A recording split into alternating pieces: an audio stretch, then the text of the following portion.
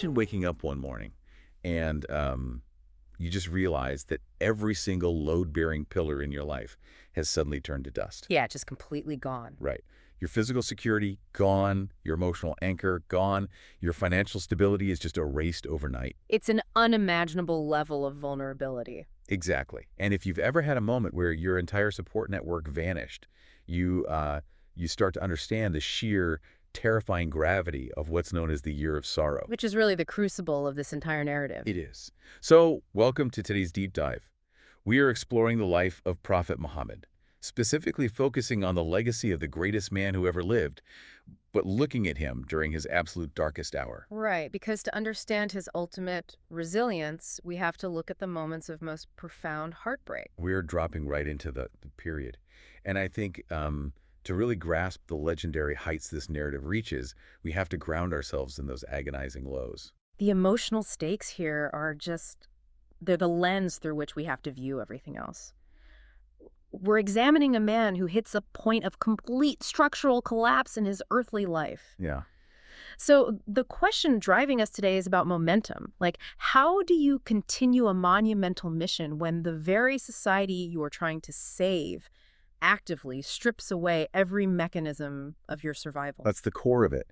And we all know Abu Talib was the absolute bedrock of his physical protection in Mecca. Oh, absolutely. The ultimate human shield. Right. For over 4 decades, he protected him against a completely hostile society. Right. And suddenly we find ourselves at his deathbed. And the scene inside that room is just suffocatingly tense. I can't even imagine. You have the prophet on one side of the dying man, and he's completely desperate. But he isn't asking his uncle for, like, continued protection or a political favor. Right, he just wants him to say the words. Exactly. He is pleading with him to just say the words of faith, to acknowledge there is one God, just so he has the theological leverage to advocate for his uncle on the Day of Judgment. It's just an act of pure, desperate love. It really is. But then, sitting right across the bed, is Abu Jahl, the eternal antagonist here. Always there to ruin it. Right. And as the prophet pleads, Abu Jahl continuously interjects, playing entirely on Abu Talib's pride. Yeah, he keeps asking, are you really going to abandon the religion of your forefathers with your dying breath? It's a literal psychological tug-of-war for a dying man's allegiance. And, tragically, Abu Talib's final words are a declaration that he dies on the religion of his ancestors. He actively chooses tribal legacy over the faith of the nephew he spent half his life protecting. Okay, so let's unpack this, right? Like, why would someone on their literal deathbed let the fear of what other people think override everything else, especially after protecting his nephew's right to preach for 42 years? What's fascinating here is that we have to view this through the lens of 7th century Arabian honor culture. Right, reputation is everything. Exactly. Social currency was basically the only currency that outlived you. Abu Talib loved his nephew deeply. In fact, historical narrations actually show he admitted that if he didn't fear the Quraysh tribe insulting his legacy... Wow. Yeah, like, if he didn't fear them claiming he only converted because he was terrified of dying, he would have said the words just to comfort his nephew. That is heartbreaking. The societal pressure to maintain ancestral dignity was just so overwhelming that it completely eclipsed his own personal convictions. And the emotional toll of that failure on the prophet must have been staggering. Well, He loses his uncle, and then barely 2 months later, the second pillar collapses. his beloved wife, Khadijah. Right. She passes away. Oh. So the external shield of Abu Talib is gone, and the internal emotional financial sanctuary of Khadijah is gone too. It's a total blackout of support. He steps out into a violently hostile public square, gets blocked from his mission, and then has to return to a completely empty home. He was entirely isolated, but structurally, there is a profound theological mechanism at work here. Well, when you strip away the most powerful earthly pillars a human being relies on, it forces a total unmitigated reliance on the divine. Oh, wow. I see. Yeah, the success of the message could no longer be attributed to Abu Talib's tribal influence, right, or Khadijah's wealth. The isolation was basically the prerequisite for the elevation. That makes so much sense. And that transition from isolation to elevation, it happens almost immediately. It's practically instantaneous. Right as he hits this rock bottom, the narrative shifts from devastating human sorrow to the night journey, Al-Isra.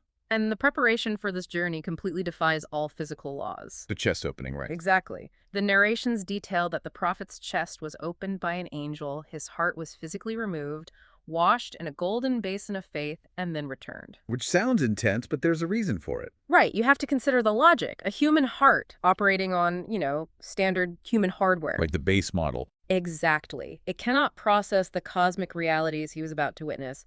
It required a literal expansion of capacity just to survive the journey.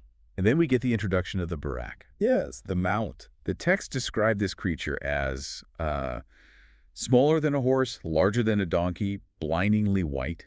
But here's the crazy part. It has a stride that reaches as far as the horizon. It's mind-blowing. One step, and it crosses the entire visible landscape. To a modern ear, this sounds exactly like an ancient way of describing warp speed. Right, long before science fiction even existed. It's almost like space-time is just folding up beneath its hooves. That is precisely the visual being conveyed. So, guided by the angel Gabriel, he is transported instantaneously from Mecca to Jerusalem. And he ties his mount at the gates of the sanctuary. He does, but he doesn't just enter to pray by himself. He steps in to act as the imam, leading all the previous prophets in congregation. I want to look at the structural significance of that moment, because he isn't just visiting a holy site, right? He is standing in front of every major figure in prophetic history. It's the ultimate transfer of authority. Yeah. Jerusalem had been the epicenter of the Abrahamic covenant under the prophets of the children of Israel for generations.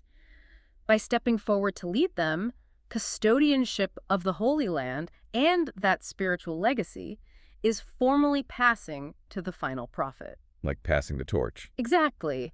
It unifies thousands of years of separate prophetic timelines into one cohesive narrative. But the journey doesn't end in Jerusalem. Not at all. From there, the trajectory shifts entirely vertical. We move from Al-Isra, the geographic miracle, to Al-Miraj, the cosmic ascension through the heavens. And this is where our understanding of the universe just gets completely rescaled. Right, it's so vast. Guided by Gabriel, he ascends through multiple dimensions of the heavens, requiring permission at every single boundary. So it's not just some chaotic dreamscape. No, it is a highly ordered, heavily guarded celestial hierarchy. And at each level, he encounters figures who mirror his own struggles. Adam welcomes him as a pure son. He meets Joseph, who the narrations describe as possessing literally half of all the beauty ever created. Unbelievable. He meets Jesus, John, Aaron, Idris. And then the encounter with Moses. Yes. Now, here's where it gets really interesting, because this meeting breaks the expectation of how you'd think these towering historical figures might interact. How so? Well, Moses actually starts to weep when he meets Muhammad. He does. And he explicitly states he's weeping because this younger prophet who is sent after him will have a larger following entering paradise. Right. If I'm reading this purely on the surface, it almost sounds like jealousy, like resentment over losing a historical record. I get why it looks like that, but it is vital to separate human ego from prophetic empathy here. Okay, tell me more. Moses was fiercely protective of his people, the children of Israel. Up to that point, they were the largest believing nation in history. Right, so he was proud of them. Exactly. His tears are an expression of compassionate competition. These prophets operated as a brotherhood with shared burdens. So it's not envy. Not at all. Moses isn't envious of Muhammad's success. He is just overwhelmed by the sheer scale of the divine grace being poured out onto this final, later nation. It's an emotional overflow. And speaking of scale, the journey pushes even further until he meets Abraham, leaning against Al-Bayt al-Ma'mur, the heavenly Kaaba. And the numbers introduced here are just staggering. Completely incomprehensible to the human mind. The prophet described that 70,000 unique angels circumambulate this heavenly sanctuary every single day. And they never return. Wait, 70,000 distinct entities every single day since the dawn of time? Yes. Multiply 70,000 by the billions of years the universe has been expanding. Our entire human population of billions is entirely insignificant compared to that. Is dizzying. And the prophet goes further. He states that in the heavens above, there isn't a space the width of 4 fingers that isn't occupied by an angel in prostration. The physical scale matches this too.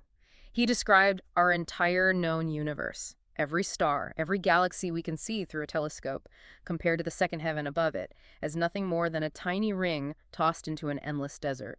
A ring in a desert. And then that second heaven, compared to the third, is another ring in a desert, all the way up. I mean, why give a grieving man this specific visual? Think about the context. Okay. When you have just spent a year being mocked, spat on, and starved by a few dozen tribal leaders in a tiny desert valley, Looking at that cosmic vastness shrinks the Meccan rejection down to subatomic insignificance. Oh man, that completely reframes his reality. Exactly. The hostility of Earth means absolutely nothing when the entirety of the heavens is actively glorifying the Creator. Which brings us to the very edge of that reality. He reaches Sidrat al-Muntaha, the low tree of the utmost boundary. The absolute frontier of existence. Right, and it's here, at the absolute pinnacle of this journey, that he receives the prescription for his followers. 50 daily prayers. He accepts the command and begins his descent. But on the way down, he runs into Moses again. Right, and Moses immediately stops him and asks what was prescribed. He does. I have to admit, Moses plays the role of the ultimate battle-hardened senior mentor here. Oh, 100%. He hears 50 prayers, looks at Muhammad, and essentially says, I have dealt with human beings. I know exactly what middle management is like. They cannot handle 50. Go back and negotiate. It's such a relatable moment. It perfectly highlights the dynamic between raw divine knowledge and practical, grueling human experience. Right. Muhammad had the divine mandate, but Moses had a lifetime of managing a highly complex, often rebellious nation. Moses was bold. I mean, this is a man who notoriously pushed boundaries constantly. While Muhammad was naturally much more reserved and shy. Exactly. So he goes back. The command is reduced by 10.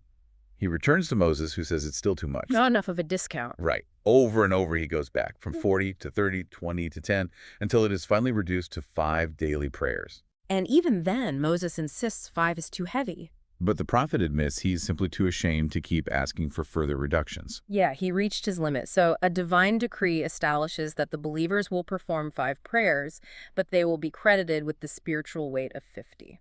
You know, the mechanism of this specific command is entirely unique. Every other practice, charity, fasting, pilgrimage, it was all revealed gradually on earth through Gabriel. Exactly. Prayer is the only obligation negotiated directly in the heavens. So it's paramount. It implies that Salah isn't just a ritual, it is the believer's own personal ascension. It's the direct lifeline designed to pull the human consciousness out of the earthly grit 5 times a day. It's the one duty no one is ever excused from. Period. No matter the circumstance. So he receives this ultimate lifeline, finishes the descent, and wakes up. The absolute whiplash of this moment is just incredible. It really is. He goes from standing at the low tree of the utmost boundary to sitting back in the suffocating heat of Mecca. And he tells his cousin, Hani, what he just experienced. And her reaction is immediate self-preservation. Right. She says, do not say a word to anyone. They will tear you apart. She didn't doubt him, but she deeply understood the political reality of their enemies. But the prophet wasn't operating on political calculation. His mandate was transparency. So he goes straight to the sanctuary. And of course, Abu Jahl is there. Always looking for an angle. He sees him and asks if there's any news. And the prophet calmly states he went to Jerusalem and back the previous night. Abu Jahl must have thought he just won the lottery. Oh, absolutely. He sees this as the final nail in the coffin of the prophet's credibility. So he gleefully gathers the entire city to hear this seemingly absurd claim. And the crowd reacts exactly as you would expect. Clapping, whistling, laughing. Pure theatrical mockery. Seasoned caravan merchants who actually knew the route to Jerusalem challenge him to describe the city. And he does. Flawlessly.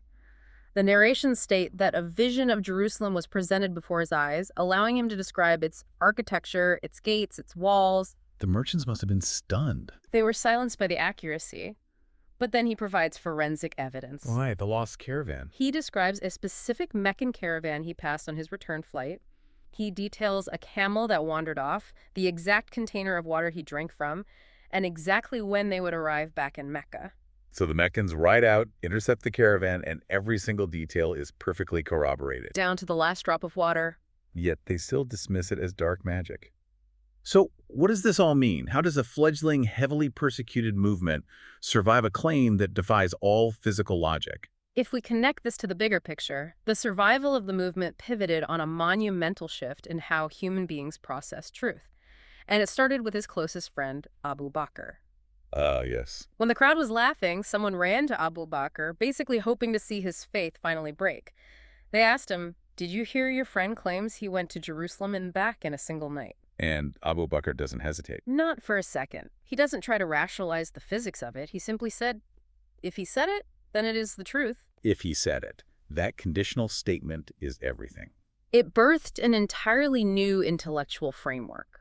Abu Bakr wasn't advocating for blind, unthinking faith. Right. He was placing absolute trust in the verified integrity of the source.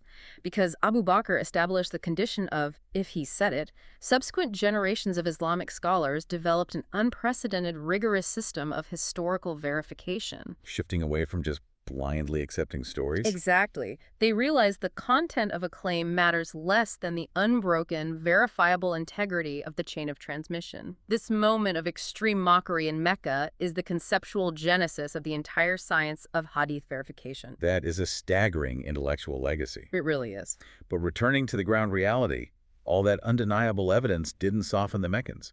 The persecution continued, forcing the prophet to seek political alliance elsewhere. Which requires a profound mental shift. Yeah, think about it. He was just teleported across the cosmos by divine decree. But now he has to lace up his sandals and physically walk on foot for days to the neighboring city of Taif. It perfectly illustrates that divine intervention does not negate the requirement for human effort and exhaustion.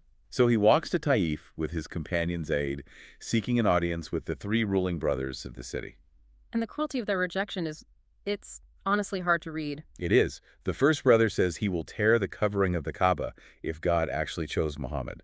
The second asks, mockingly, if God couldn't find anyone better. And the third refuses to even speak to him. He claims Muhammad is either too holy to address or just a liar. Pure, concentrated arrogance. The prophet merely asks him to keep his visit quiet so Mecca doesn't use it as an excuse to escalate their torture. But they don't. No. Instead, the leaders intentionally incite the lowest elements of their society, the street mobs, the youth, to chase him out of the city. They pelt him with rocks for miles. Let's really pause on the physical and emotional reality of this scene. Yeah, let's slow this down. This is a man whose heart was washed by angels. Right. A man who just led Moses and Abraham in prayer, who stood at the absolute edge of the known universe. And right now, his shoes are filling with his own blood. He is running for his life from a mob throwing stones. Exhausted, bleeding, and rejected, he collapses into the shade of an orchard. And the bitter irony is that this specific orchard belongs to Utbah and Sheba, two of his most vicious Meccan enemies. It's the absolute nadir of his physical existence. He's trapped, broken, and sheltering on hostile ground. Yet even in this incredibly dark moment, this deeply profound human interaction occurs. The Meccan owners, watching from a distance, feel a brief flash of tribal sympathy. Right, they tell their Christian slave, a man named Adas, to take a cluster of grapes to the exhausted man. So Adas brings the grapes over. The prophet reaches out and says, "In the name of Allah." And Adas immediately freezes. He recognizes that this phrasing is completely foreign to the pagan culture of the region. The prophet notices the reaction and actually engages him. He asks Adas where he is from. Adas replies he is from Nineveh. And the prophet's demeanor shifts. He says, "You are from the village of the righteous man, Jonah, son of Amittai." Adas is stunned. He asks how a man in the Arabian desert knows about Jonah. And the prophet simply replies, "He's my brother. He was a prophet, and I am a prophet." The reaction from Adas is just visceral. He drops to his knees. He starts kissing the prophet's bleeding feet, his hands, his forehead. While the Meccan owners just watch in disgust, thinking their slave has been corrupted. But the beauty of this moment is overwhelming. It really is. The prophet is at his lowest earthly point, bleeding and isolated. Yet his prophetic light still bridges a massive gap of geography and theology. To connect with a Christian slave over their shared spiritual lineage. Yes. It speaks volumes about his psychological state. He doesn't wallow in the injustice of his bleeding feet. He is entirely present for the human being standing in front of him. It's incredible. You know, when you map out the emotional whiplash of this entire deep dive, it's almost difficult to process. It is a lot. We started with the devastating structural collapse of his life in the year of sorrow. We ascended through the awe-inspiring, mind-bending, cosmic heights of the night journey. Standing at the edge of existence. Right. And then we crashed violently back down to the dusty, blood-stained reality of Taif, where the only grace came in the form of a cluster of grapes from a stranger. The timeline of these events forces us to confront a very difficult truth about the nature of human suffering. And this is the thought I really want to leave you with today. I'm listening. We often assume that if we achieve a high enough level of spiritual purity, or if we receive enough divine favor, we will be shielded from earthly pain. Right, like we'll be immune. Exactly. But consider the physics of the prophet's journey. During the ascension, the Creator entirely suspended the laws of space, time, and gravity for him. He traversed galaxies in an instant. The divine clearly had the power to manipulate physical reality to honor him. Yet a short time later in Taif, when a rock was thrown by a street mob, the laws of physics were not suspended. Wow. The rock hit its target. The flesh tore. The blood flowed. That is heavy. The creator who bent the universe for him refused to suspend the mechanics of his physical suffering. Why? Because the legacy of the greatest man who ever lived wasn't meant to be a story of exemption from the human experience. It was a masterclass in how to endure it. Exactly. If the man who stood at the lote tree still had to bleed in the dirt of Taif to achieve his mission, what does that tell us about the necessity of our own earthly struggles, no matter how profoundly we seek divine intervention? That is an incredibly heavy, paradigm-shifting thought to carry forward. Thank you for that. And to you listening, keep exploring the deep.